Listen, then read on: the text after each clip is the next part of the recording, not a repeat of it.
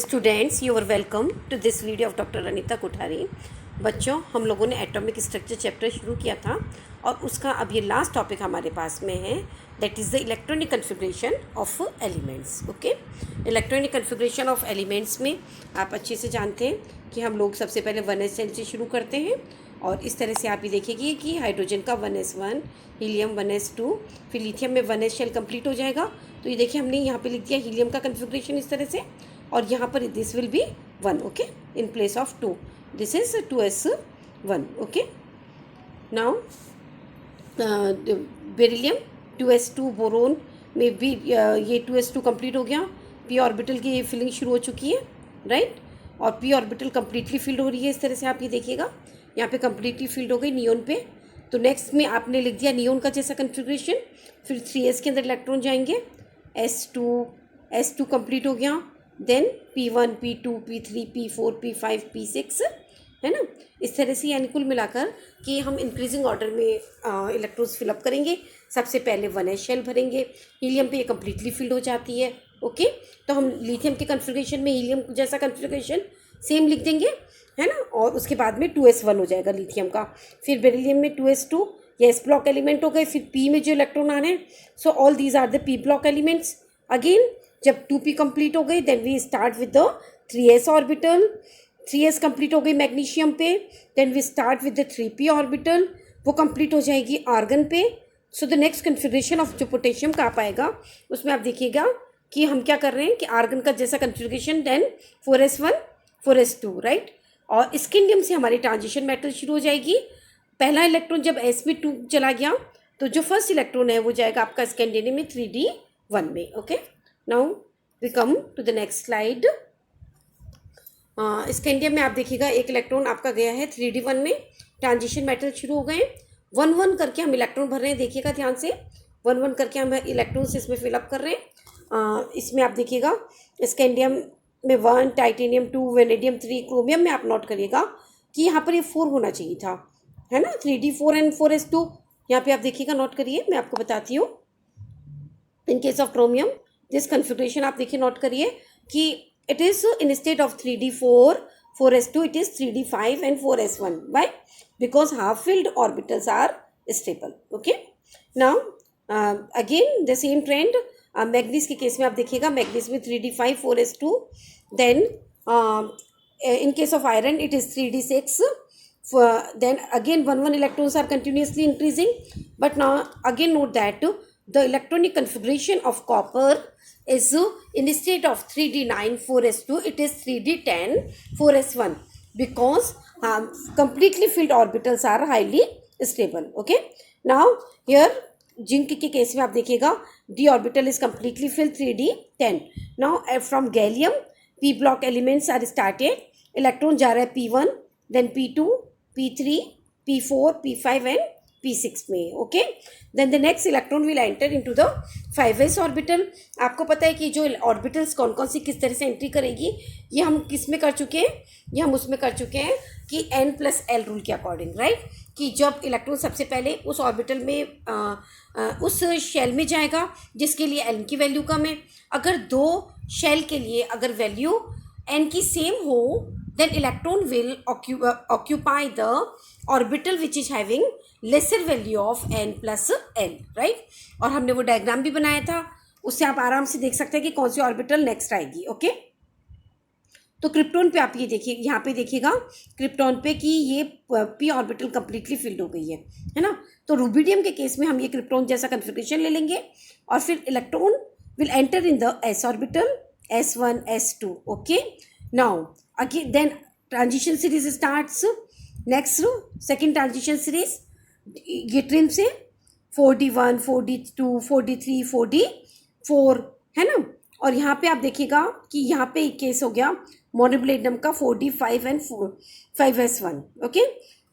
तो ये दोनों आप ये नायोबियम और मोनोब्लेडम का केस आप ध्यान रखिएगा, है ना, क्योंकि ये तो हाफ फिल्ड है ये मोनोब्लेडम के केस में, और जो नायोबियम है इसके केस में आप देखिएगा कि ये हाफ फिल्ड के क्लोज है, इसलिए इसका कन्फिग्रेशन इस तरह से हो गया है। Technetium is krypton 4d5 and 5s2, okay. Now the next slide.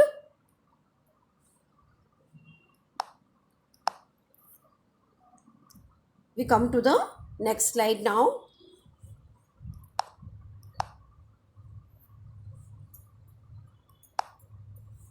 Just a minute please, I am just closing this one. Okay, now we come to the next slide. आप यहाँ देखिएगा कि इलेक्ट्रॉन्स अब एंटर करेगा S orbital में. इसमें 4d7 transition series चल रही है रुथेनियम. फिर d10 हो गया. अब अगेन आप देखिए सिल्वर का केस लीजिएगा. सिल्वर के केस में क्या हुआ आप नोट करें.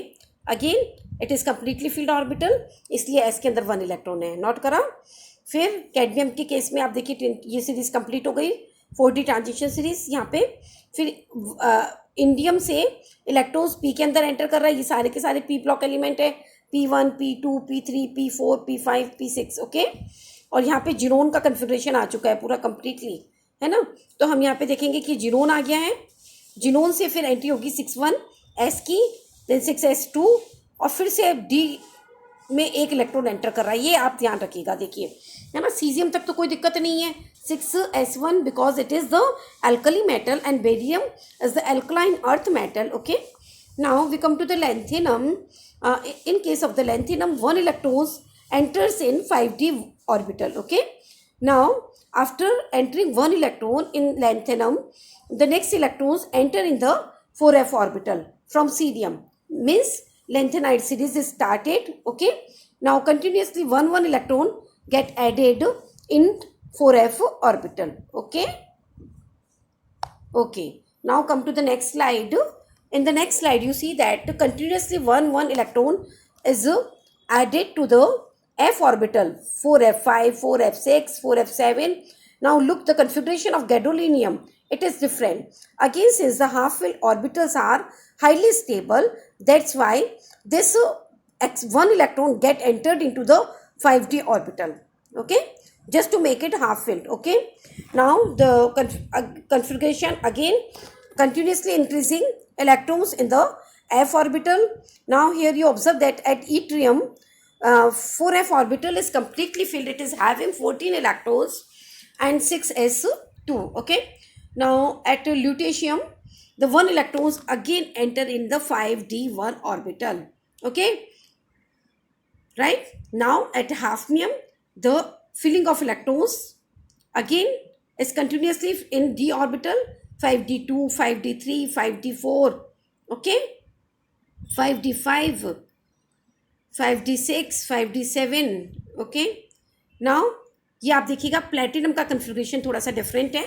कैसे डिफरेंट है कि इसका जो कन्फिग्रेशन होना चाहिए था 5d8 6s2, but in state of having this configuration it is having 5d9 6s1, है ना, बिकॉज कंप्लीटली फील्ड की तरफ है. राइट, और जो आपके उसे गोल्ड आ रहा है, गोल्ड के केस में भी आप देखिए it is having completely field D orbital, so it is 6s1. Okay, now at mercury it is completely filled d orbital, 5d10 and 6s2. okay, now the after this the transition series completed and filling of electrons, d block complete हो गया आपका. और आपकी देखिए filling of electron takes place in p orbital 6p. okay, 6p की starting हो चुकी है. आप देखिए p यहाँ पे complete हो चुकी है. right, now we come to this next slide. यहाँ पे p complete हो गई है और ये जो आपका कन्फिग्रेशन था इट इज़ ऑफ Rn. और आप देखिए उसके बाद इलेक्ट्रॉन 7s में कंप्लीट फिलअप करेगा, 7s1 7s2. उसके बाद 6d में आएगा एक्टिनियम पर d1, देन थोरियम पे it is 6d2. Then next electrons enters in f orbitals that is 5f. और एक्टिनाइड सीरीज आपकी शुरू हो रही है. यहाँ पर आप देखते जाइए f2 f3 f4 f5 f6 इस तरह से आपके इलेक्ट्रॉन आ रहे हैं.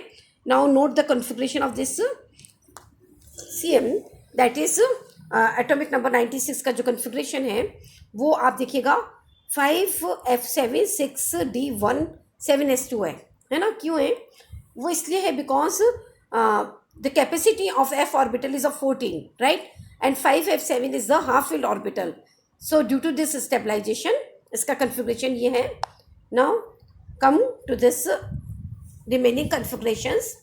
आप देखिए जब f कम्प्लीटली यहाँ फिलअप हो रही है, यहाँ पर आप देखते जाइए कि f यहाँ पे आपके कम्प्लीटली फिलअप हो चुकी है. है ना, नोबिलियम पे 102 पे, ओके।